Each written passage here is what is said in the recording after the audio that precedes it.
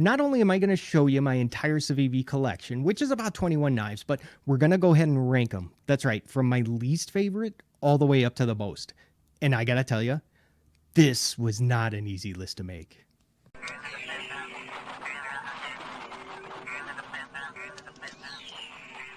Hey, how you doing? If this is your first time here, welcome to the channel. My name is Jay. Go ahead and consider clicking on that subscribe. If you're looking for knife reviews that get right to the point. And as usual, links to buy and any coupon codes are going to be listed for you down in the description. All right, let's get this going with number 21. This is the Hooligan. I really like this blade shape, and the fact that they went ahead and used micarta for the scales, nice little upgrade.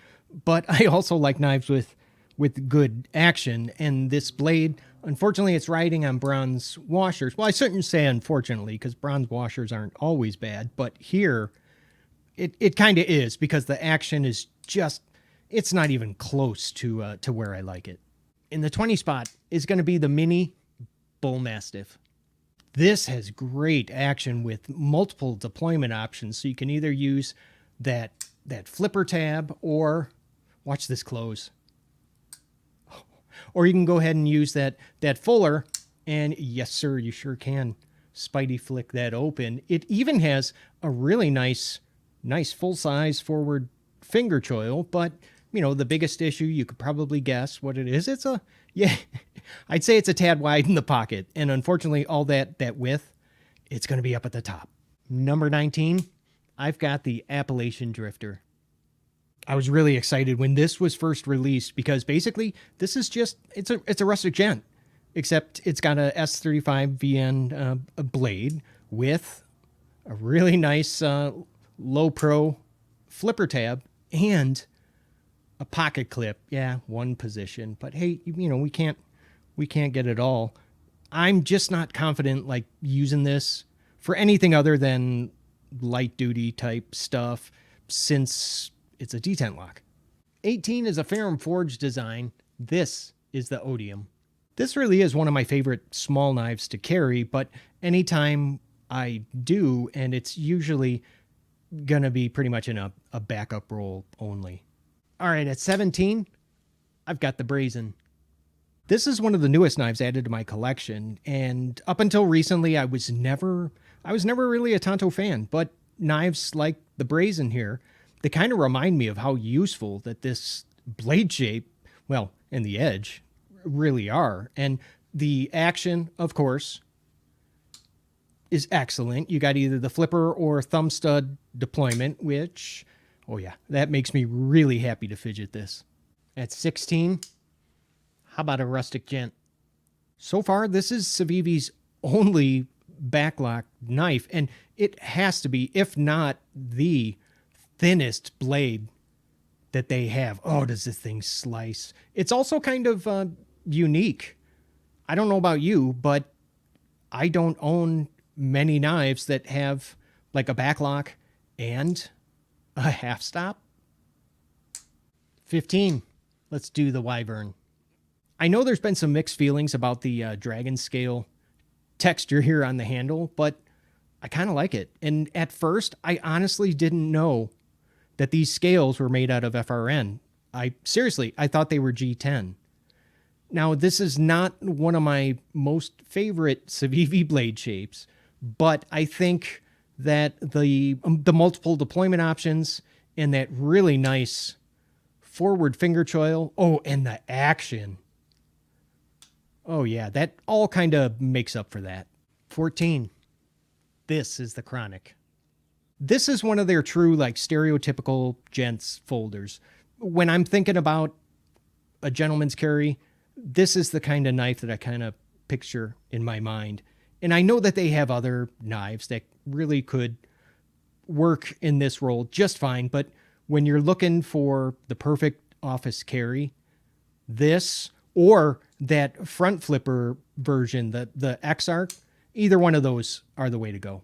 All right, next up is going to be 13. This is the Shredder. Okay, so my theory about why the action has never really gotten any better on this knife, I think is a combination of, it's a combination of two things. The blade itself It weighs very little because of all that material that was removed to make this oversized thumb hole. That and the fact that it has a hollow grind. I will say this, though. This is one of the best Spidey flicking knives that I own. I mean, that type of action, it's even better than on some of my Spyderco knives. How about 12? This is the Ortis. This has the same exact blade as the Dogma. So if you already own one of the two knives, really there's no need to get the other unless you prefer 9CR blade steel and FRN scales. I think there's one thing that Civivi could have done to really make this, if they really wanted to make this different from the Dogma, is to use thumb studs instead of the thumb hole. Plus, I don't know, I would have just preferred that more anyway. 11 is going to be the Azticus. I got to level with you. I resisted buying this for so long because I never thought that I would carry a knife with a 3.8-inch blade. I got to tell you, I love this thing. Did you see that action? I can't believe I held out as long as I did. I'm ashamed. I really am. Because I haven't been able to put this knife down since I got it. And really quick, if you're liking this video so far, go ahead and let me know by giving it a thumbs up. All right, I swear, I get corrected every time I say this one, so here it is. The Brigand, number 10. I'm kind of surprised that we haven't seen more like Sheepsfoot or Warncliffe blades from Civivi yet, especially since this one turned out so well. I know this is a minor detail, but I absolutely love this design of the flipper tab. It's just one of the most comfortable flippers I've ever used. In the 9 spot, how about the Insight?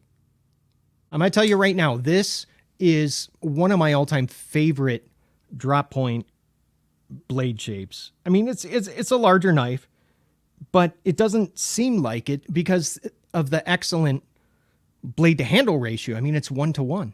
You ready for this chunkster? At number 8, it's going to be the Durus.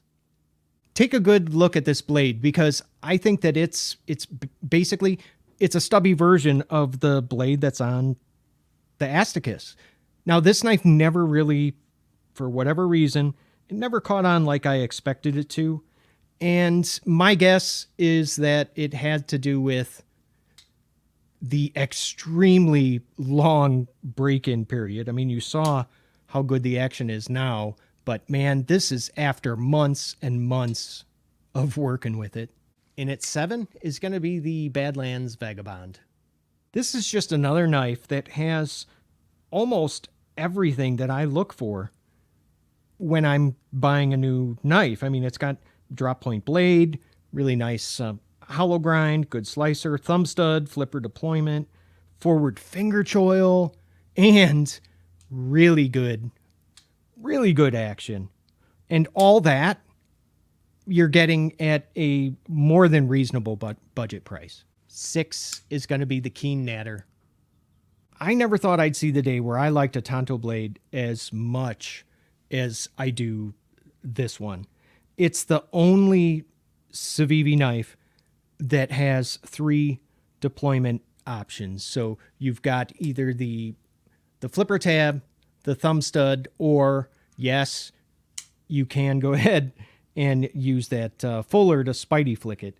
It's also my first Civivi with N690 blade steel, which I gotta say is a nice change of pace from the D2 or 9CR that we usually see. All right, here we are, top 5, the Riffle.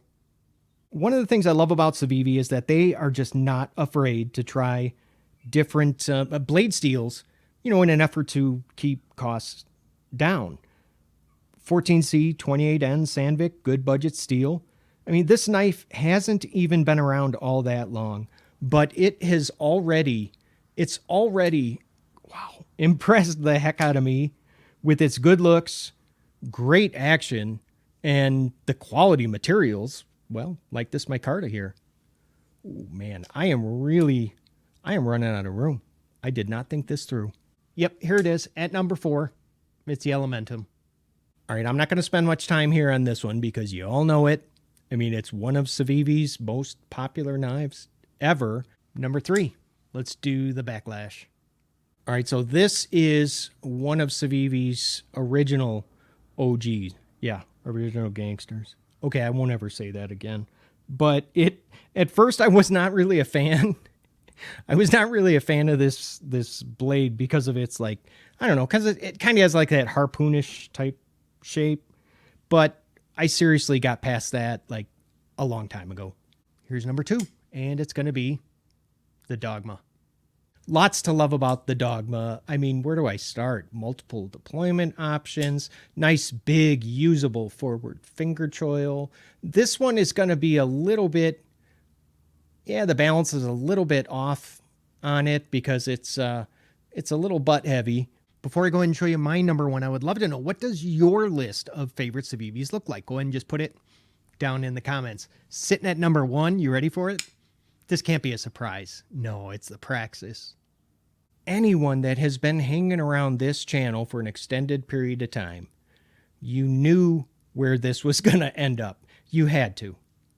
I love this knife. Again, just like the Backlash, one of the first ones that Civivi ever released. And man, still my favorite. Up on the screen now is a video that I picked out for you to go ahead and watch next. And don't forget to go ahead and click on that subscribe. Hey, thanks for watching. And I'll see you at the next video. I just showed you 21 knives. I'm beat. I'm going to lay down, take a nap. See ya.